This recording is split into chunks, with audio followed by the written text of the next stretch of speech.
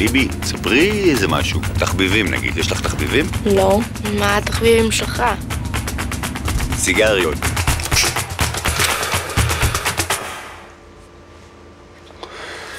נו, מה יש לכם אתם? מחזיר לך טיק-טק. מה קורה, פרח? פותחת לנו. לא מתאים לי שתעלה.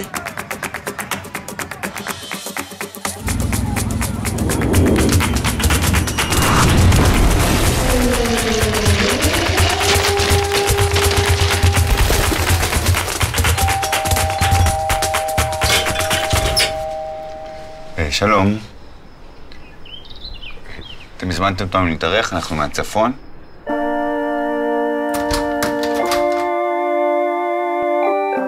איפה אמא של לילי? כבר לא איתנו. היא נפטרה. רק מאיתנו. אוטוטו אנחנו נמצא לנו בית משלנו, ויהיה לנו חיים חדשים קומפלט עם הניילונים.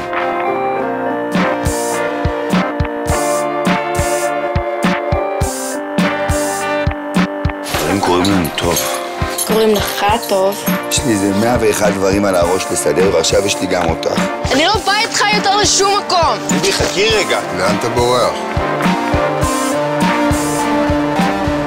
היום זה היום הולדת שלי. מה? ככה אתה חוגג? לבד? עם אותך, לא?